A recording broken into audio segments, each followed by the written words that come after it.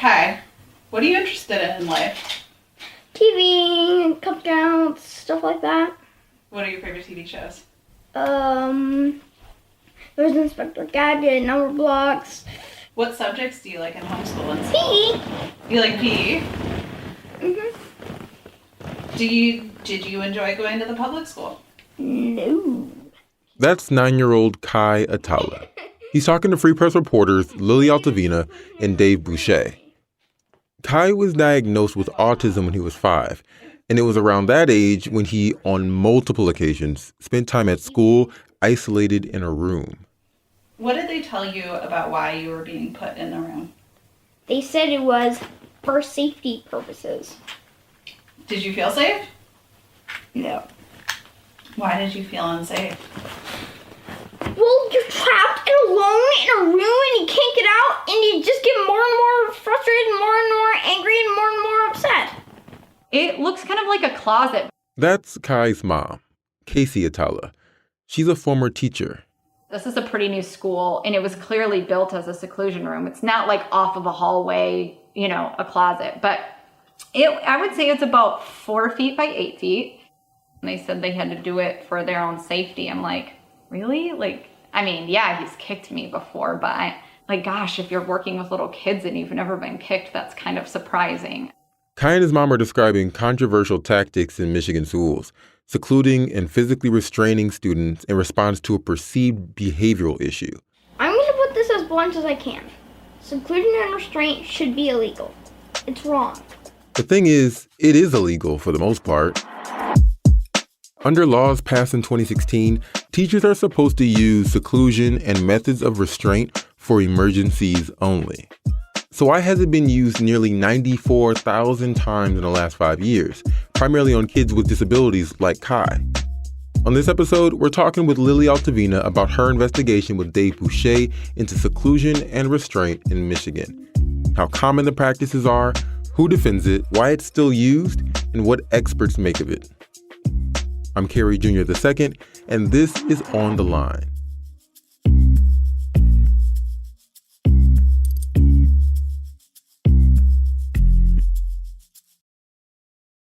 So, you've been doing this investigation. You've been working with Dave. Can you just talk a little about you and Dave and what you guys have been going into? Yeah, Dave and I have been looking at restraint and seclusion in Michigan schools for over a year now.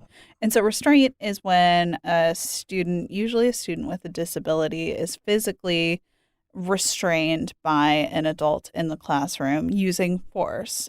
Seclusion, kind of what it sounds like. It's when a student is isolated in a room to themselves. It's usually when they are in a moment of mental crisis, mental anguish.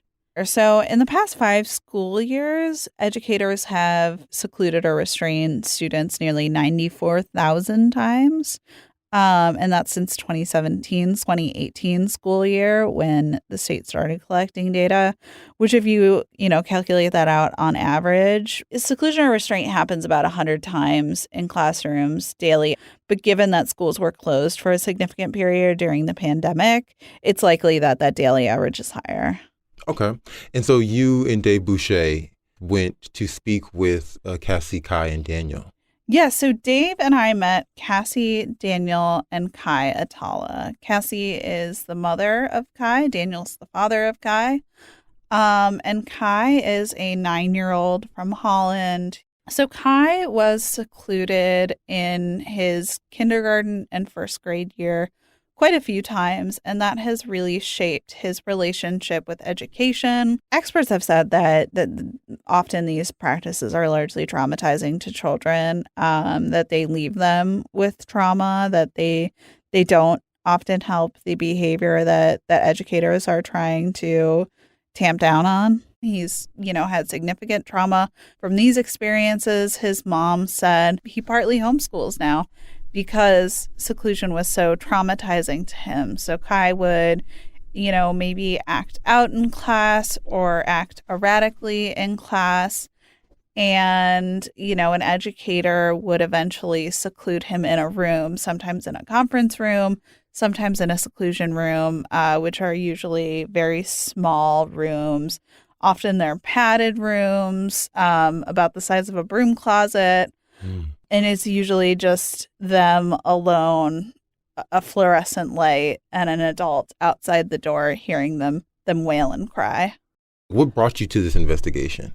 We had heard some parents in Farmington who were upset about a new seclusion room. But about a year ago, I also received an email from a parent whose child had experienced multiple instances of seclusion at a school. And as we sort of got deeper and deeper into this, we looked at the state data. We realized that the state had tried to ban seclusion and restraint in 2016, or effectively ban it, really limit it.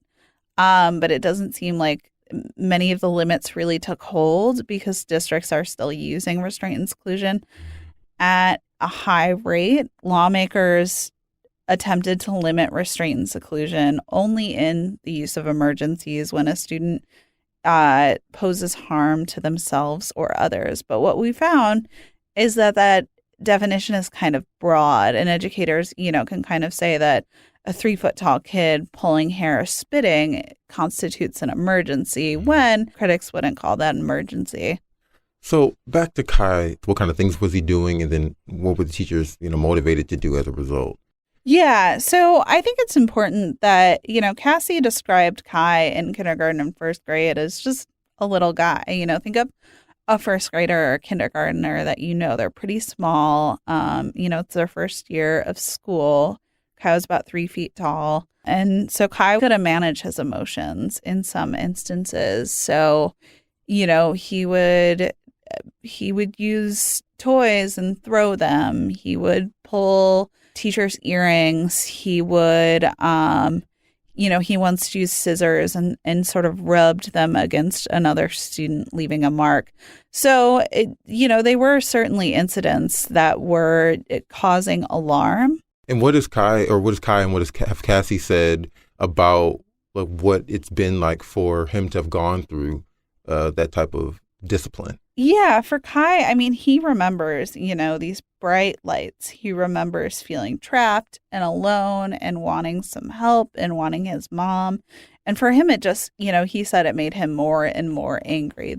And when you were in the room, what did you do? When you were upset, how did you take that anger out? Well, I kicked the door, pounded on the door, yelled. And how long did it feel like you were in the room? Forever. What does forever feel like? Like a really long time. I asked him when he got home, what was it like to be restrained? And he said he wouldn't tell me, but he said he would show me. So he sat me down on the floor and he told me I couldn't move. He said, you can't move. You're not allowed to move any part of your body. And he crawled up on my lap and he started licking my face. And one thing that I hate is I hate being licked. And it was the most genius way for him to communicate to me how horrible it was. Cassie and Daniel really both emphasized that they know that the educators who secluded and restrained Kai were all doing their best, were doing what they thought was right, but they also know that the practices themselves traumatized their child. It's an extremely emotionally demanding job. They're working really hard. I know, I learned these things. I was very motivated because I had an autistic child and a lot of help. But to ask schools to just suddenly change, that's a lot. That's hard for them. Kai's former school, Black River Public School, originally did not answer questions from Lily and Dave on this. However, after the Freak broke the story, the head of school reached out to say, quote, practices are reflective of changes in the law in recent years and are consistent with MDE guidelines, unquote. MDE is the Michigan Department of Education. I'm just curious a little bit more specifically on what restraint looks like. Are they holding them by their arms? Are they tying them up? What does that look like? A common way to physically restrain a kid is instead of, pinning them down, which can be really dangerous, and kids have died from being pinned down, keeping them upright, keeping their arms sort of like in line, like they're kind of doing like a cross motion, and then having one adult on either side holding their arms so that they can't sort of like wiggle away. like a religious cross, like a T. It does. It does kind of look like a religious cross. Okay, interesting. After the break, we go deeper on the findings of the Free Press investigation and why practices that are supposed to be limited seem commonplace.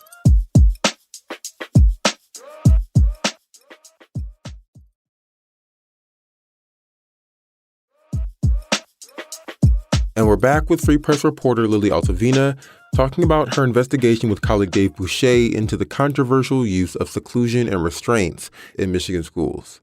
So I want to zoom out from Kai here and into the broader investigation that you all are talking about, get into specifics. Can you outline the findings of your investigation thus far? Yeah, so far we found that districts aren't supposed to seclude elementary school kids for longer than 15 minutes or kids in middle and high school for longer than 20 minutes unless it's an emergency.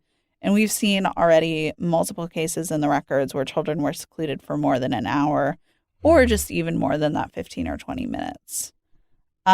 We found at least 2 incidents of districts or schools that reported 0 acts of seclusion or restraint to the state. But later, we knew that they were using seclusion and restraint either based on interviews with parents or investigations opened by the feds into the practices. So why hasn't it been implemented? If the law says that it's illegal, why are people still practicing it?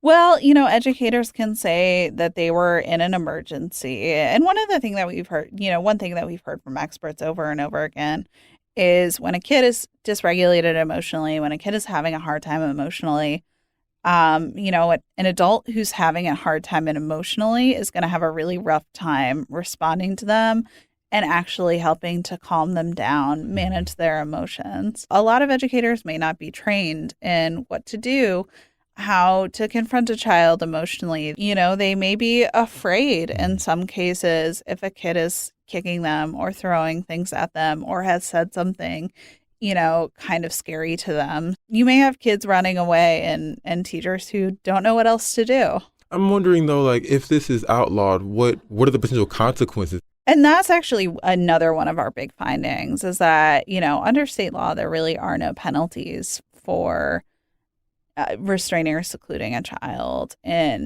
improperly or for reporting the data improperly. The Michigan Department of Education told me that they have no latitude in enforcing improper restraint or seclusion. Can you tell me why that law is passed, but it was passed in a way where there isn't a consequence for violating it?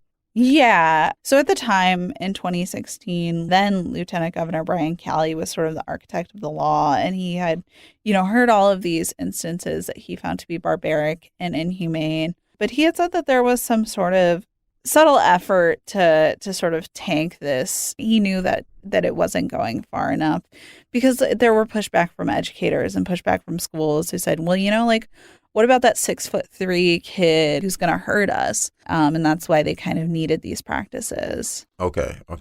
And then if you could tell us a little, what are some other examples of when restraint happened outside of Kai's story? In 2003, there was an incident that really kicked off the idea of trying to ban it in Michigan. A 15-year-old in Kalamazoo was diagnosed with autism.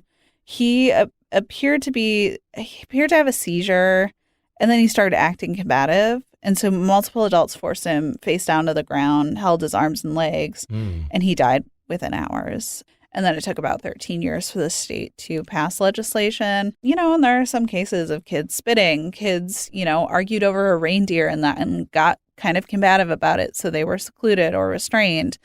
There were kids who were disrespectful, according to the records, and they were secluded or restrained. And that really isn't supposed to happen. If a child is disrespectful, that's not an emergency, clearly. And so what are some alternative ways to handle behavioral emergencies?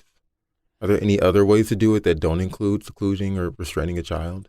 That's something we're exploring. And that's something a lot of the documents say is, okay, educators, what alternatives have you tried? Have you tried, giving the child a sensory item that might help calm them down?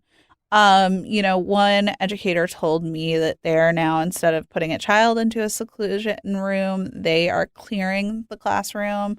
You can take a break with a child. There are a lot of alternatives, but we're still kind of exploring what other alternatives are working. And we know that's an important part of the story, so you'll want to check back with us at the FREEP as Lily and Dave continue to investigate. Is there any chance that the law that currently stands on seclusion and restraint, where it has no potential consequences, is there any chance that will change? We don't know. It's an election year, so I think we'll just kind of have to see legislatively if there are any changes or impact. And I'll say that, federally, federal lawmakers have long said that they want to put limits on restraint and seclusion, but we haven't seen anything yet pass. Okay. Lily and Dave actually get into how state lawmakers voted on this back in 2016 in their stories, and some are on the ballot this year, so you can definitely check that out online. How is Kai doing now? Is he still in school? Kai was pulled out of school in 2020, and really his mom said she de-schooled him, which means that they spent some time away. They traveled the country. They saw, different states and sort of learned naturally for a little bit. They're in a more structured homeschool environment now where he does work, but Cassie really just tries to foster kind of his interests. Like, he's really interested in the founding fathers. So he spent a lot of time on the founding fathers, and he went to Hamilton and got to see Hamilton. So Kai is doing better. And he is going back to school on a part-time basis. Oh, in school. Yeah, Okay. in-person school at a local district. But, Cassie and Daniel have asked the district to agree in writing not to seclude Kai again. Right. They have agreed, but I think, they still worry if there is a moment where he has trouble managing his emotions. Will he be secluded again?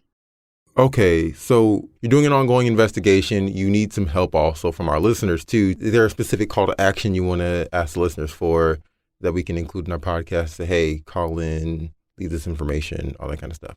Yes. You have their ear. We want to hear from you if your child or if you or someone you know has experienced restraint or seclusion in a school setting, to tell us what happened. We have a database up of school districts that have reported to the state how many times they use seclusion of restraint.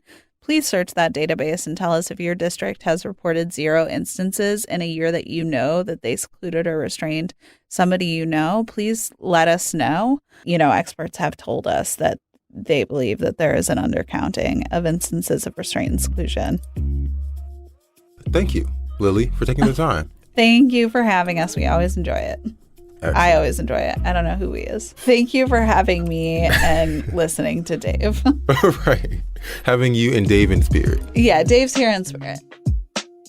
If you or someone you know has a story that could help Lily and Dave's investigation, send them an email at freepseclusionandrestraint@gmail.com. That's FREEP, seclusionandrestraint@gmail.com. Thanks in advance. For more on Kai and his family, and to learn about a district that has used seclusion and restraint more than 4,000 times in 5 years, go to freep.com and read more of Lily and Dave's reporting. This episode was produced by me and Darcy Moran. Ajane Delgado and Marianne Struman are our executive producers, and Peter Bhatia is our editor. The music, as always, for the show is called Fort Trumbull and was produced by DJ Lost Boy. Thank you all for listening. And if you like the show, please share with your friends and family. It makes a big difference. Subscribe, leave a comment, but most of all, come back next week. See you then.